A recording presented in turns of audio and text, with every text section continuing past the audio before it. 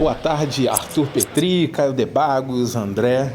Muito bom ter o A Deriva de volta. Bom ano novo para todos. Boa. Professor André, queria te fazer uma pergunta. Vi você falando no início do programa que você estava esperançoso, aliviado e até feliz com a eleição. Mas queria te fazer uma pergunta assim, totalmente sem ofensas, tá? Você falou em esperança e queria entender um pouco que, apesar da história recente nossa, desde 2004 para cá, nós vimos escândalos absurdos, né?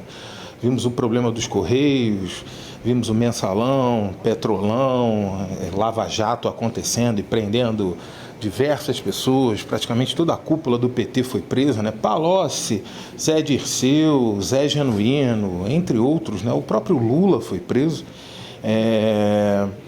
Tirando questões pontuais, né? A gente teve aí muito dinheiro devolvido aos cofres públicos, né? Frutos de delação premiada, escândalos de corrupção, empreiteiros e doleiros e pessoas ligadas, né, à cúpula do partido que desviaram dinheiro e foram presas, e, enfim, a gente viu muita coisa acontecendo, né? E aí esse partido hoje em dia retornou ao poder depois de um fracasso, né, do Bolsonaro.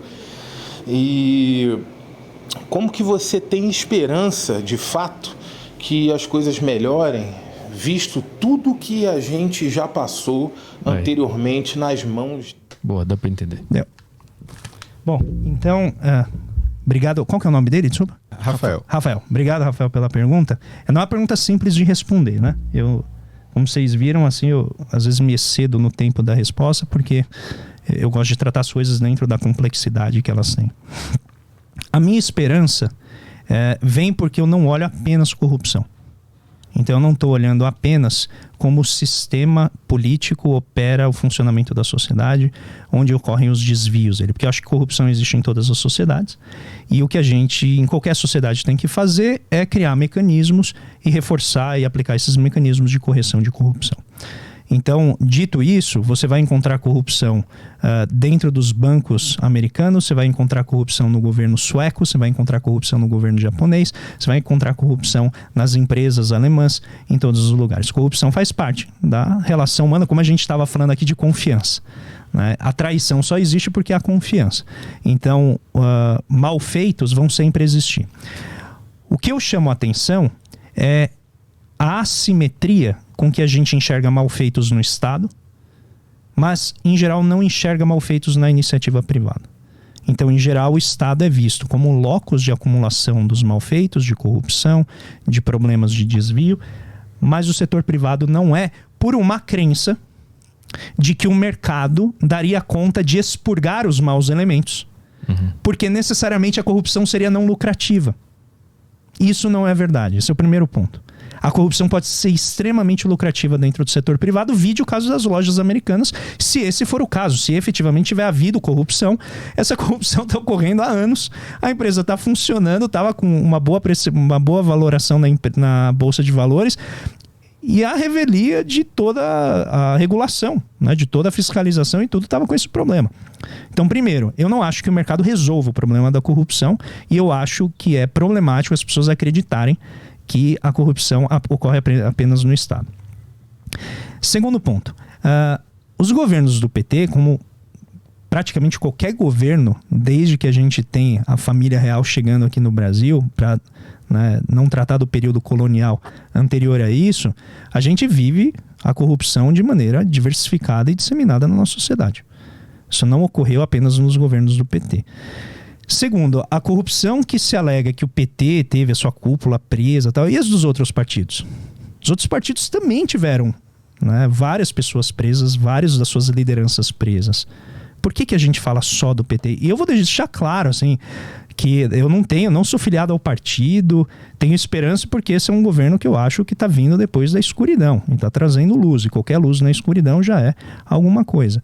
Então não estou aqui para defender o PT, não estou aqui para defender o partido e dizer que aquilo que foi identificado como mal feito está certo. Não, se foi identificado como mal feito tem que ser pago, tem que ser, né, punido. Agora é outra questão, E isso, ele colocou um monte de coisa no mesmo saco, né? Como se todos ali, principalmente o caso do presidente Lula, que na minha visão foi punido indevidamente, né? Foi preso, foi um perseguido político para ele não poder concorrer à eleição, e depois o Supremo voltou atrás na decisão e o libertou para ele concorrer às eleições, e a gente viu que quando ele concorreu, ele ganhou. Agora, eu não sou jurista, não cabe a mim, né, aqui colocar, né, se a decisão do Supremo é ou não correta. Eu acho que o Supremo decidiu, aquilo que eu li dos juristas, para mim, me convenceu de que ele foi julgado inadequadamente, e com isso o processo foi extinto. Então, vale a presunção de inocência.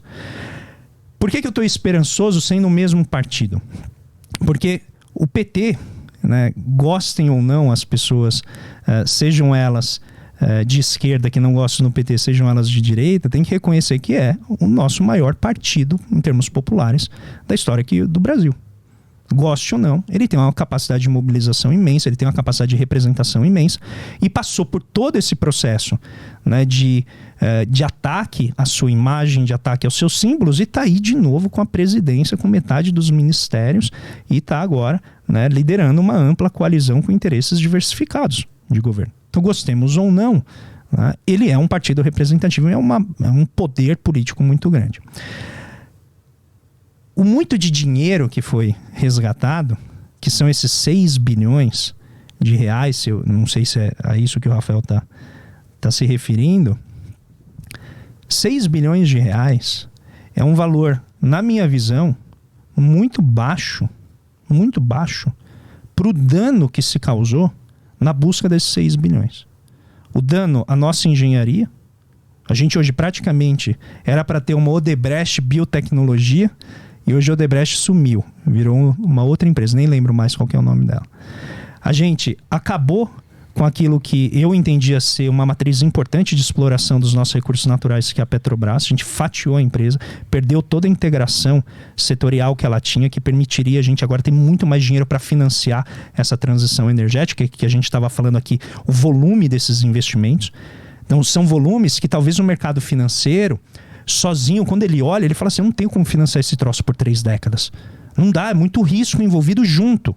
A Petrobras poderia ter essa capacidade de financiar projetos que o mercado financeiro, o mercado de capitais, não tem horizonte para fazer, tá? Porque não tem profundidade o suficiente. A gente simplesmente, na esteira desse punitivismo, baseado no que eu considero algo que não some na sociedade brasileira, que é esse udenismo de achar que as questões políticas podem ser resolvidas apenas por meio da análise moral, apenas, não estou dizendo que elas não tenham que ser, mas apenas por isso, a gente não consegue resolver os problemas do país. Então a gente perdeu ampla capacidade produtiva de construção, a gente teve, não sei, eu vou falar centenas de milhares de empregos para não ir além disso, mas pode bater ali em milhões de empregos que a gente perdeu em desestruturar as nossas cadeias produtivas, para ter 6 bilhões de volta. É muito pouco. É muito pouco. Esse é o terceiro ponto. Quarto ponto. Apenas o orçamento secreto. Apenas o orçamento secreto. Já rifou dos nossos cofres 10 vezes esse valor que o Rafael, né, citou como sendo o retorno dessa corrupção. 10 vezes. Dentro da lei. Que agora o Supremo disse que está errado. Mas assim, foram os congressistas, foram os legisladores que fizeram isso. Os caras que fazem as leis criaram um negócio completamente absurdo do ponto de vista da gestão pública, da transparência, e rifaram 10 vezes o valor que foi devolvido por conta desses processos, né, pegando o caso da Lava Jato. Isso tudo tá aí, não vai voltar. Tem cidade que tem mais gente, né, ascendente do que tem gente na cidade lá. Que são que é parte do processo do orçamento secreto, do dinheiro que chegava nesses municípios, né, acho que é Santa Quitéria, no Maranhão, que extraíram, assim, se fosse contabilizar o que eles alegaram que extraíram de dentes, toda a população da cidade teria que ter perdido 14 dentes. Chegou lá, tá todo mundo com seus dentes. Por quê? É corrupção. E cadê esse dinheiro? A gente vai buscar, não vai buscar? A gente deixa pra lá, porque agora é o PT que tá no governo? Não, acho que tem que buscar. Então, eu não olho as coisas pelo prisma apenas da corrupção. Eu olho a abordagem sobre o que o governo está trazendo de visão para a nossa sociedade, capacidade que ele tem de entregar essa visão, e comparando com aquilo que a gente teve antes. O que a gente teve antes, na minha visão?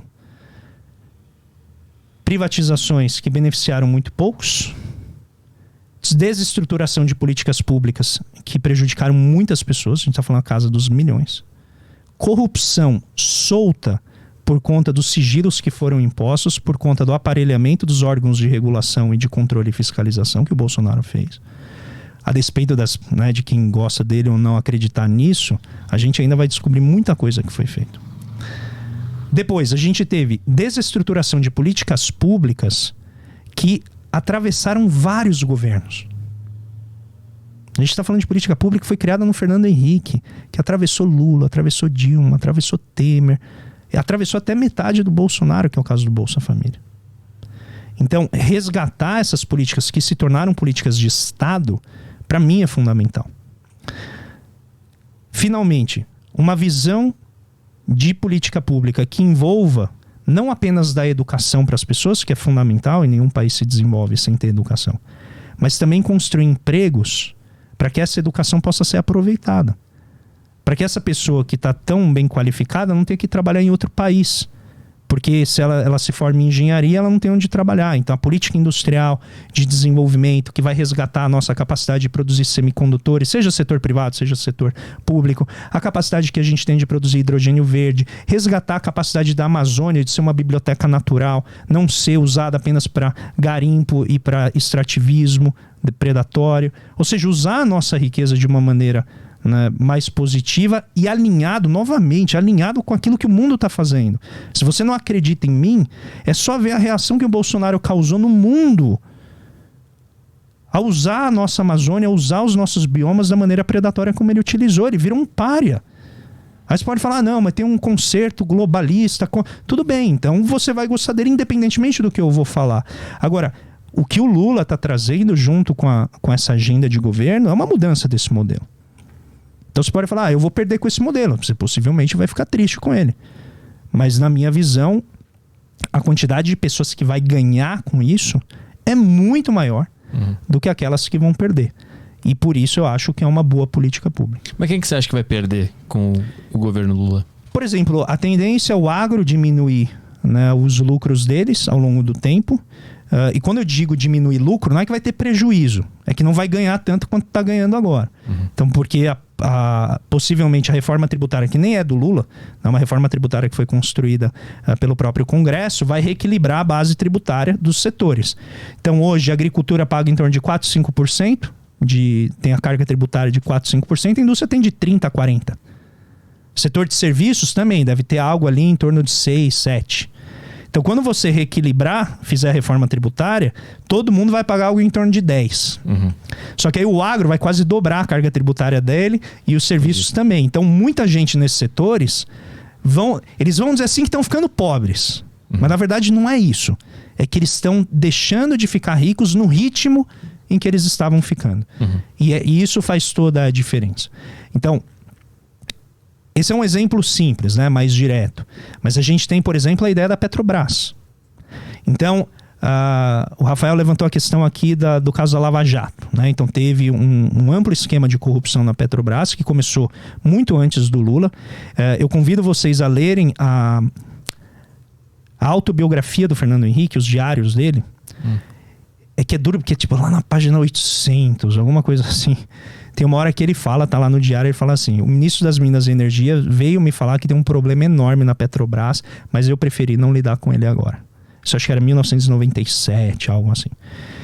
Quando você conversa com o pai do Marcelo Odebrecht, que agora me fugiu o nome, ele já falava, isso é um esquema que volta muito atrás, lá nos anos 70 já tinha isso. Ou seja, é algo que atravessa gerações. Mas que por conta de ter sido o primeiro partido de esquerda em décadas que tomou o poder, evidentemente, a reação a ele é sempre muito maior e causou tudo isso. E eu não estou aqui absolvendo o partido de nada. Só estou dizendo que a intensidade com que a gente olha para a corrupção quando ela vem de partido de esquerda é muito maior do que a intensidade que a gente olha quando a corrupção vem de partido de direita. Eu vou dar o exemplo. A Petrobras entregou dividendos nababescos que nenhuma outra empresa de petróleo entregou. Ela antecipou dívida que só vencia lá para frente para poder pagar mais dividendo para os seus acionistas. Muita gente olha para isso e fala assim, tudo bem, mercado. Antecipou, o conselho aprovou, para mim isso é corrupção. Não corrupção no sentido normal que a gente está vendo, mas corrupção do programa, do projeto da empresa. A empresa não é uma empresa para dar lucro para acionista, ela é uma empresa de capital misto. Ela tem personalidade mista, ela é pública e privada. Não, mas eu acho que o privado tem que ter mais peso. Tudo bem, mas não está na lei que ela tem que ser mais privada do que pública. Está na lei que ela tem que ser tão pública quanto ela é privada. E eu acho que quando você rifa dividendos, você vê os gráficos assim de lucratividade da Petrobras comparado às outras empresas do setor, é um negócio abismante. Assim. Então, para mim, esse deslocamento de centenas de bilhões de reais, centenas de bilhões, a gente está falando algo em torno de 300 bilhões, empalidece esses 6 aí que foram citados. Só que isso tudo, independentemente, e esse é o meu ponto, né, se é visto como corrupção ou não, são 300 bilhões de reais que não vão ser utilizados para ajudar a gente na transição energética. Foram para os bolsos de grandes fundos de investimento, foi para a conta única do Tesouro, que foi utilizado para fazer, por exemplo, o financiamento da queda forçada do preço da gasolina na bomba, por meio de desoneração de PIS e COFINS. Entendeu? Isso foi gasto. Foi gasto dando subsídio para um produto que a gente não deveria subsidiar. Deveria ter um plano para a gente transitar para uma matriz mais limpa, por exemplo, eletrificada. Então, do ponto de vista do desenvolvimento, isso para mim foi uma janela de oportunidade perdida, que a gente, né, simplesmente jogou fora. E para mim isso é muito mais grave, né, do ponto de vista do desenvolvimento do que os pontos que o Rafael levantou.